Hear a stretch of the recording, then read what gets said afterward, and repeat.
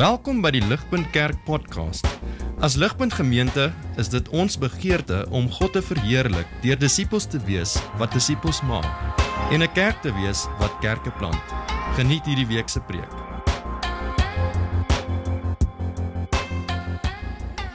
Gelei na die hoëpriester en al die leierpriesters, familiehoofde en skrifkenners het daar saamgekom. Petrus het hom op 'n afstand gevolg tot in die voorhoof van die hoëpriester. Hy het saam met die dienspersoneel gesit en hom by die vuur warm gemaak. Die leierpriesters en die hele Sanhedrin het getuienis teen Jesus gesoek om hom dood te maak. Hulle kon egter niks vind nie. Baie het vals teen hom getuig en die getuienisse het nie met mekaar ooreengestem nie. Sommige het toe opgestaan en valse getuienis teen hom afgelê deur te sê: "Ons het hom oorsê en ek sal hierdie tempel wat met hande gemaak is afbreek en in 3 dae 'n ander bou wat nie met hande gemaak is nie." Maar ook hieroor was hulle getuienisse nie eenders nie. Die hoëpriester staan toe in hulle midde op en vra vir Jesus: "Antwoord jy dan niks op wat hierdie mense sê nie? Teen jou getuig nie." Maar hy het stil gebly en niks geantwoord nie. Die hoëpriester vra hom toe weer: "Is jy die Christus, die seun van die lofwaardige?" Jesus antwoord: "Ek is. En julle sal die seun van die mens sien sit aan die regterhand van die magtige en sien kom met die wolke van die hemel." Die hoëpriester skeer toe sy klere en sê: "Waarom het ons nog getuienis nodig? Julle die godslastering gehoor. Wat is julle bevinding?" Hulle almal het geoordeel dat hy die dood verdien. Sommige het begin om op hom te spoeg, hom geblinddoek en hom met die vuis geslaan en vir hom gesê: "Profeteer." Ook die dienaars het hom klappe gegee. Terwyl Petrus onder in die binnehof was, kom een van die diensmeisies van die hoëpriester en toe sy vir Petrus sien, besig om homself warm te maak, kyk sy na hom en sê: "Ook jy was saam met Jesus die Nasareëner." Hy het dit ontken deur te sê: "Ek weet nie waarvan jy praat nie en ek verstaan ook nie wat jy sê nie." Hy het buitentoe gegaan na die voorhof toe en 'n haan het gekraai. Toe die diensmeisie hom sien, het sy vir die mense wat daar naby gestaan het weer begin sê: "Hierdie man is een van hulle." En weer het hy dit ontken. Na 'n kort rukkie het die mense wat daar naby gestaan het weer vir Petrus gesê: "So waar, jy is een van hulle, want jy is ook 'n Galileër." Hy het begin vloek en sweer: "Ek ken nie hierdie man van wie julle praat nie." En onmiddellik het 'n haan 'n tweede keer gekraai. Toe het Petrus die woorde onthou wat Jesus vir hom gesê het: "Voordat 'n haan 2 keer kraai, sal jy my 3 keer verloon." En hy het bitterlik gehuil.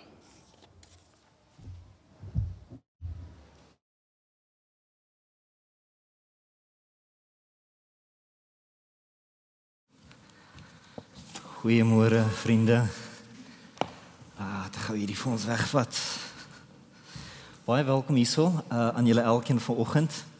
Ek is bly van ons kon bietjie op vakansie gaan, maar ons is nogal vol huis vanoggend. En dis vir my lekker om hier saam met julle te wees, saam met my gesin en so 'n bietjie met julle te deel. Gerard, dankie vir jou gebed, dankie vir die mooi lees van hierdie gedeelte. En julle, ek wil net by Jaco aansluit en saam met hom vir julle elkeen verwelkom. Miskien as jy 'n gas is hier vanoggend en jy kuier by ons vir die eerste keer vanoggend, spesiale welkom ook aan jou. My naam is Dewald. Ek is sommer een van die ligpunters hier en julle, dis vir my 'n voorreg om so 'n paar gedagtes hier uit God se woord uit met ons te deel. Sommer kortliks vanoggend. Julle sal sien ons gaan ook die nagmaal gebruik en so ons gaan onsself soontoe werk. Julle, Gerard het vir ons gebid. Dis reg. Ek gaan sommer begin vanoggend met 'n portret wat ek hier op wil sit vir ons, as jy goed daar agter vir ons dit kan opsit. Die week het iemand my gevra of hierdie 'n portret van my oupa Grootjie is. Dis nie my oupa Grootjie hierdie nie. My oupa Grootjie was nie aan die Britse kant nie. Hy het 'n groot baard gehad, hy het 'n hoed op die kop gehad, hy het kruisband om die lyf gehad, hy het 'n pyp in die mond gehad, hy het twak in die sak gehad. Hierdie is 'n portret van, en miskien sal julle al teëgekom het, hierdie man al teëgekom het iewers op sosiale media, het hulle so 'n bietjie oor hom gesels. Hierdie man is luitenant-generaal Sir Adrian Paul Ghislaine Carton de Wyatt. wat in 1880 tot 1963 gelewe het. Nou ja, vriende, ek gaan net so ietsie lees vir hom, interessante ou. Ek lees vir ons. Lieutenant General Sir Adrian Paul Ghislaine Carton de Wyatt was a British Army officer. He was awarded the Victoria Cross, the highest military decoration awarded for valor in the face of the enemy in various Commonwealth countries. He served in the Boer War, First World War, and Second World War.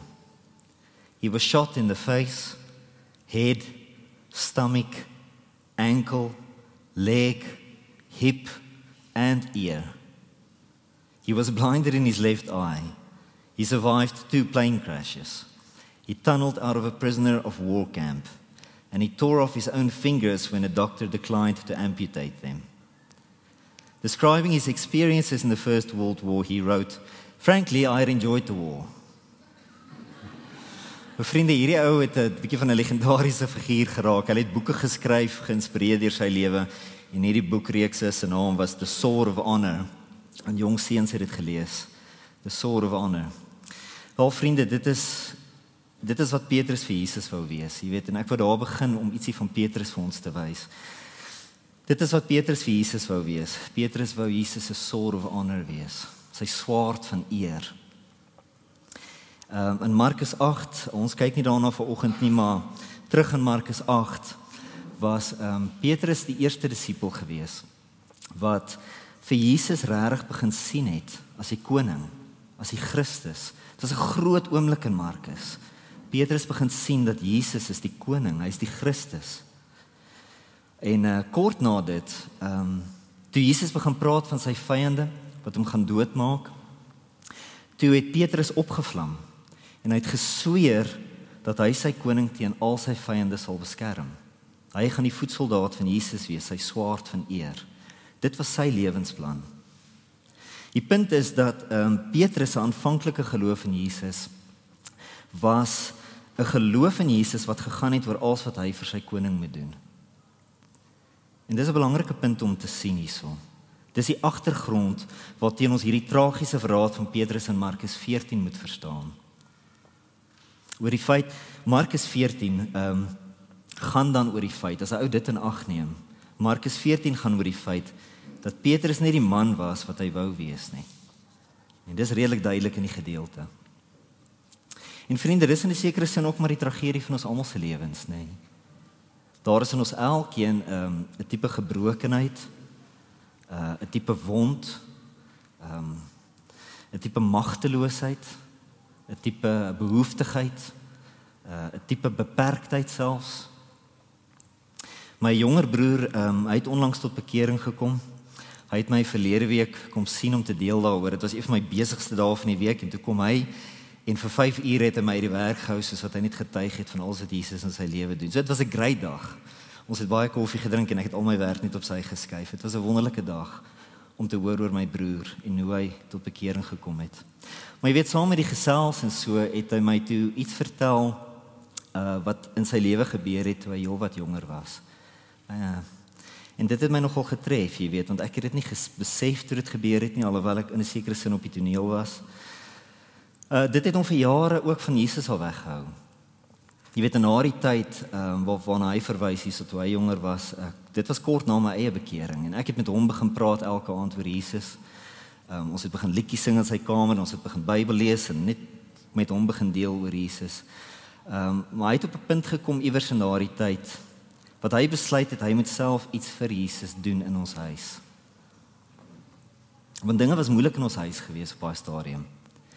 En so wat hy gedoen het, is hy het 'n gospel serie, ek dink dit was 'n Louis Brits gospel serie of so in die hande gekry, en hy het dit elke dag in die huis gespeel, met die hoop dat hy daardeur een of ander geesverandering in ons huis sou laat kon gebeur.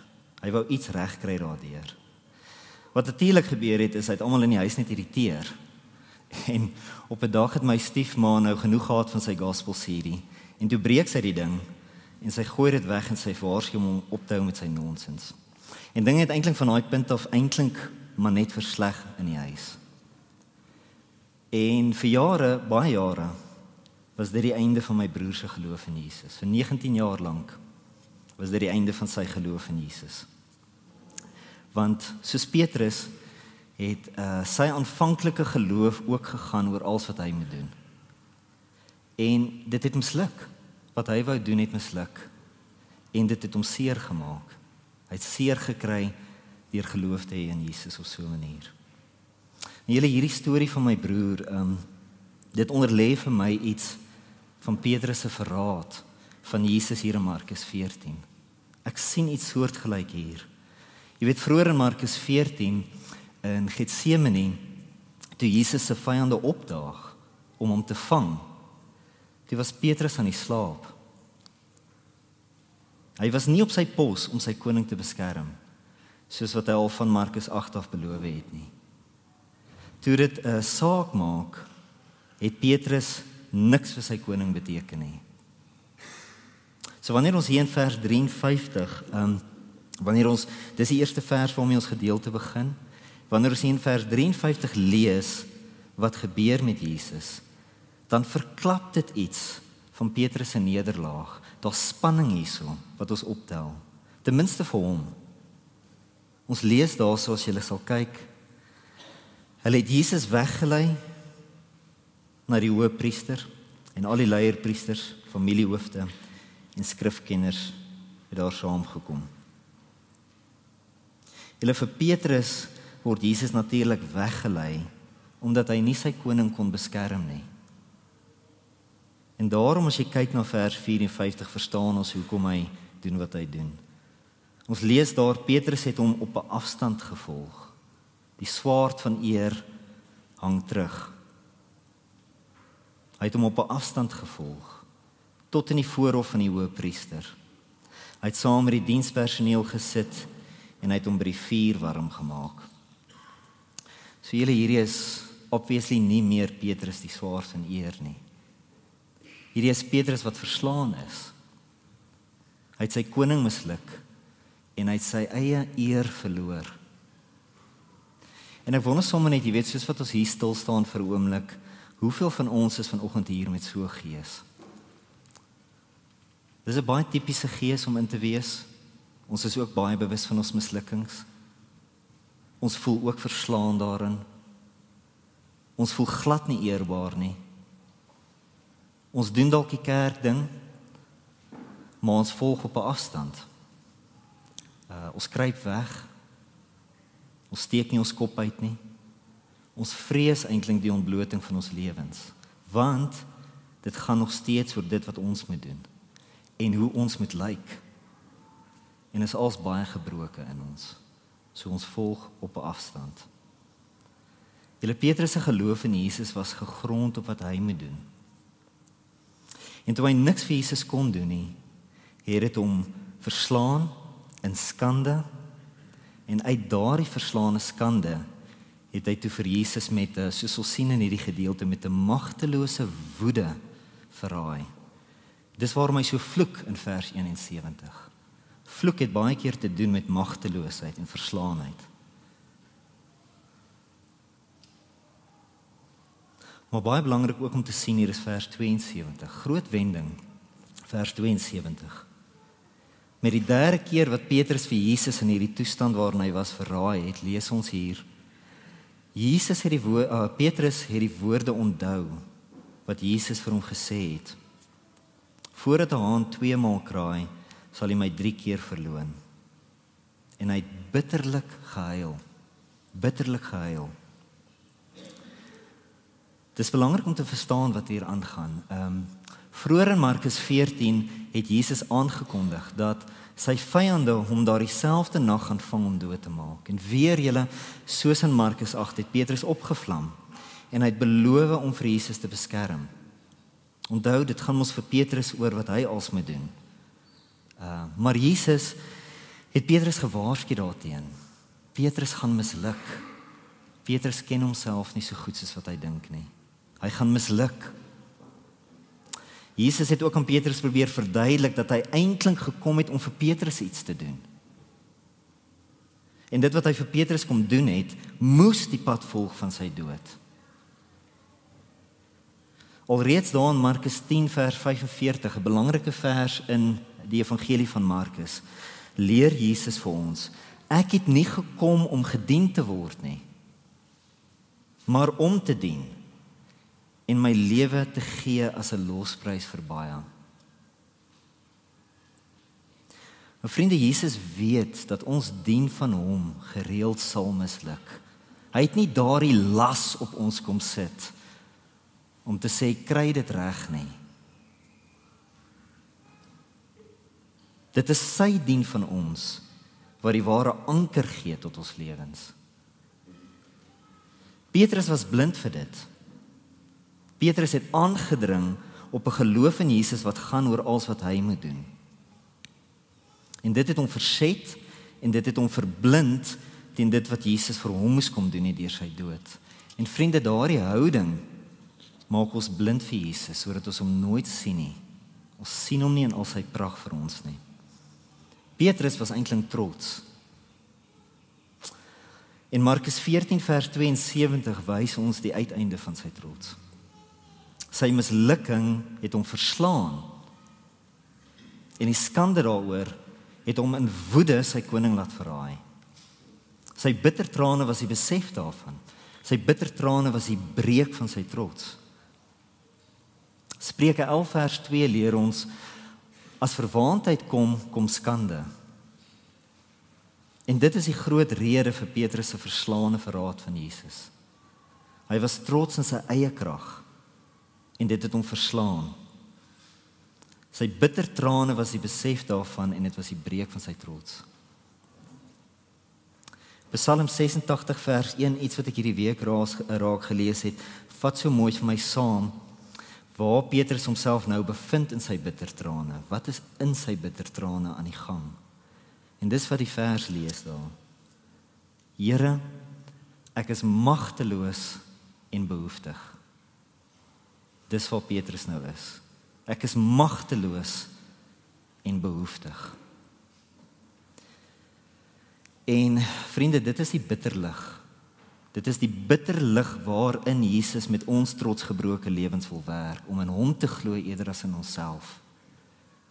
Moenie verbaas wees as hy met jou werk en hy bring jou by sulke plekke in jou lewe nie. Hy wil ons leer om op hom te vertrou eerder as onsself. Sien wat ons wil lewe vind uit die eer van dit wat ons doen.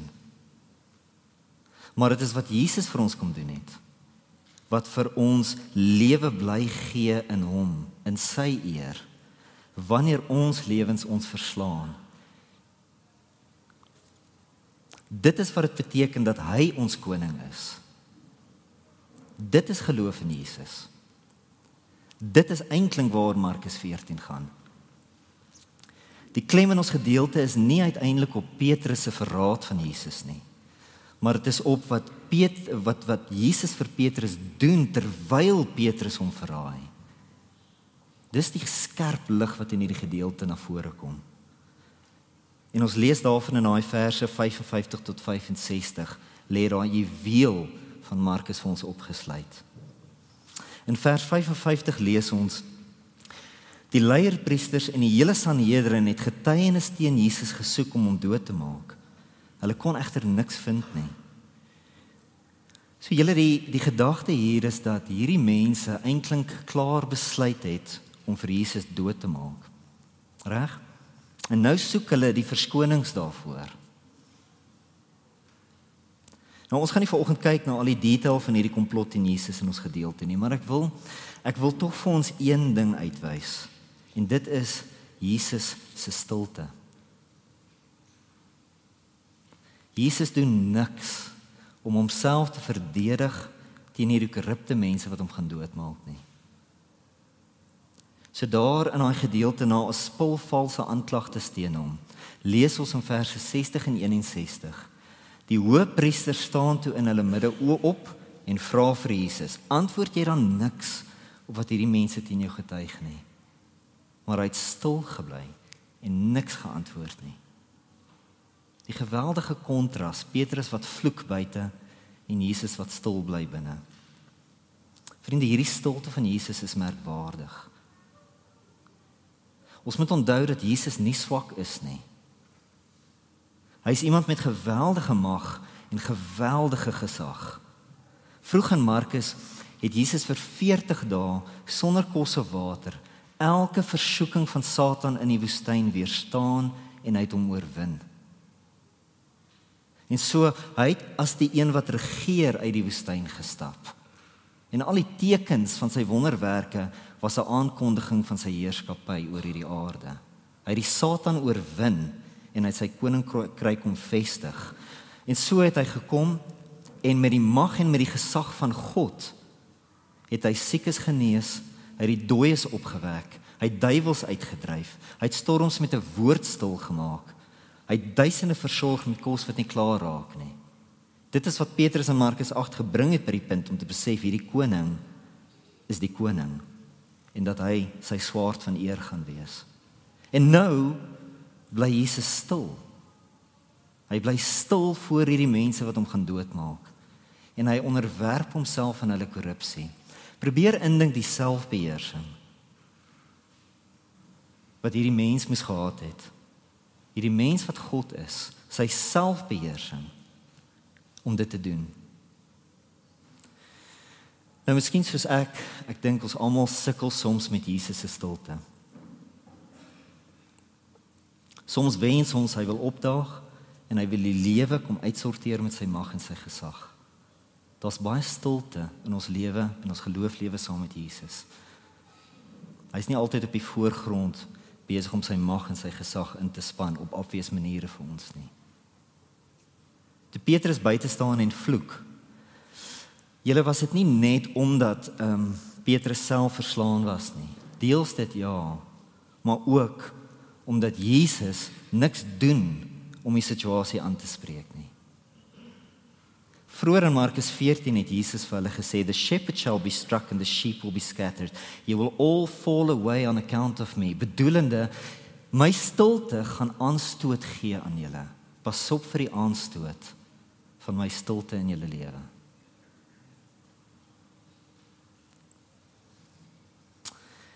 Julle, Jesus se stilte in ons gedeelte is nie Jesus wat nie opdaag en iets doen nie. Reg? Dit is presies die teenoorgestelde.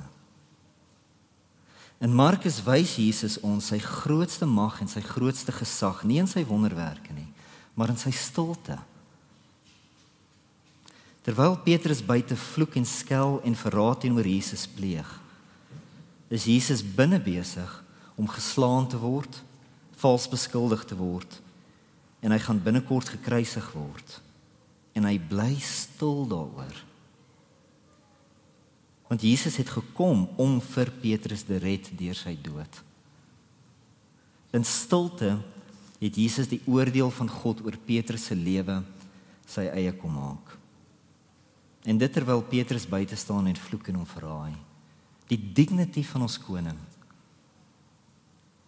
En hoe hy ons dignity gee. Die een keer in hierdie gedeelte toe Jesus wel praat, ook belangrik om te sien, was dit om die volgende te getuig. En ons lees dit hier in verse 61 en 62. Die hoëpriester vra hom, Jesus te weer, "Is jy die Christus, die seun van die lofwaardige?" Jesus antwoord, "Ek is. En julle sal die seun van die mens sien sit aan die regterhand van die magtige en sien kom met die wolke van die hemel." Vriende, hierdie is nie Jesus wat homself probeer verdedig teenoor sy martelaars en sy aanklaers nie. Hierdie is nie Jesus wat hulle terugkap nie. Hy weet hulle gaan hom doodmaak. Daaroor bly hy stil.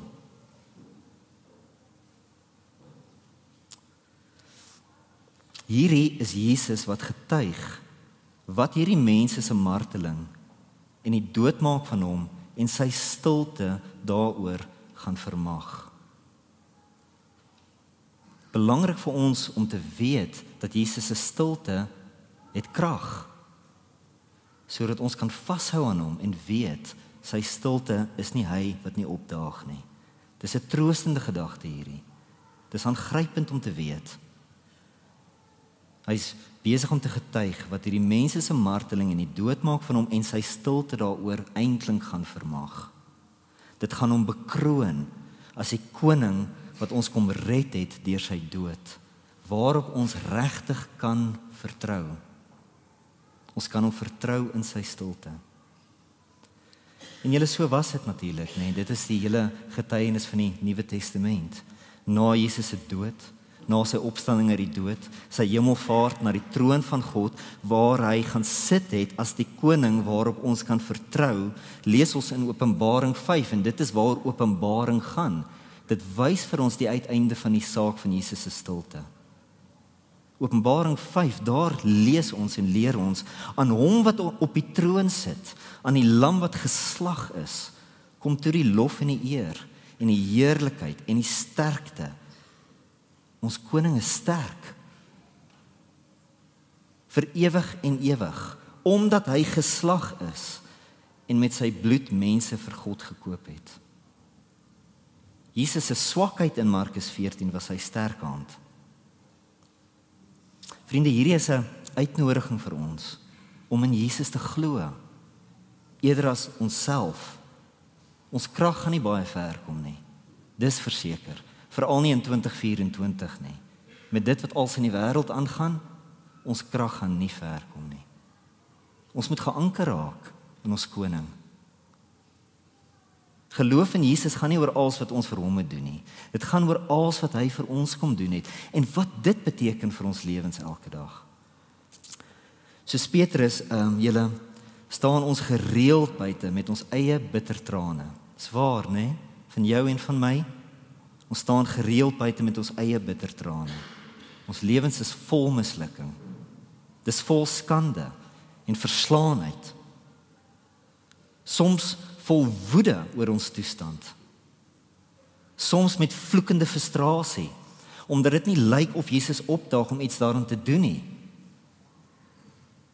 Wat ons hier leer, is dat te midde dit als, is Jesus binne, stilweg besig om ons te red. Dit is die hoop wat Jesus se stilte in sy kruisdood vir ons gee. Soos toe, so ook nou. Dis die waarheid waarin ons vashou. Dis wat dit beteken dat hy ons koning is. Hy regeer in die midde van al hierdie dinge, in sy stilkrag. Julle, dit is waar Markus 14 gaan. Dis wonderlike nuus. So ek het een van my vriende hier in Ligpunt gevra of ek hierdie kan deel met julle. Hy is deel van ons God op kantoor groep wat elke Vrydagoggend voor werk hier by die Fintech kantore langs ons hier by Willows ontmoet om Bybel te lees, om saam te bid en om saam te skaaf in die lewe. So vroeg een Vrydagoggend het hy vir my 'n boodskap gestuur. Ons ontmoet voor werk soos ek genoem het, so dis vroegerig. Hy het my 'n boodskap gestuur. Hy gaan nie kom nie, want hy voel net te verslaan. Nou julle, hy is tans werkloos. Hy is nie meer jonk nie. Sy gesondheid is verslegtend. Sy verloving het sleg geëindig. En hy woon saam met sy ma in 'n oord en hy probeer haar versorg. So ek het verstaan waarom hy verslaan voel, waarom hy nie wou kom nie. Maak heeltemal sin vir ons almal. 10 minute later skryf hy toe weer 'n boodskap. Nee, hy kom.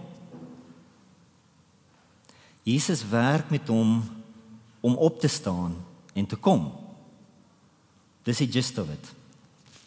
Hy het dit nie in soveel woorde gesê nie, maar ek kon dit agterkom. So hy kom toe. En die hele oggend het hy by manne gesit wat almal na die tyd na 'n werk toe gaan wat hulle het. Na vroue en kinders toe by die huis wat hulle het. En hy het gehuil. Hy het gehuil voor ons oor sy eie verslaane lewe. Maar die hele oggend het hy ook saam met ons geluister na Jesus se woord. Hy het saam met ons gebid in vertroue op Jesus, om aangeroep. Hy het saam met ons geglo en hy het saam met ons bemoedig en ons toegelaat om hom te bemoedig, dat Jesus ons kom red het teen die kruis. Besig is om ons stilweg te bly red en ons eendag na glorie sal bring. Vriende, dit is vir my die pragtige lig van ons koning. Blessed are the poor in spirit, for theirs is the kingdom.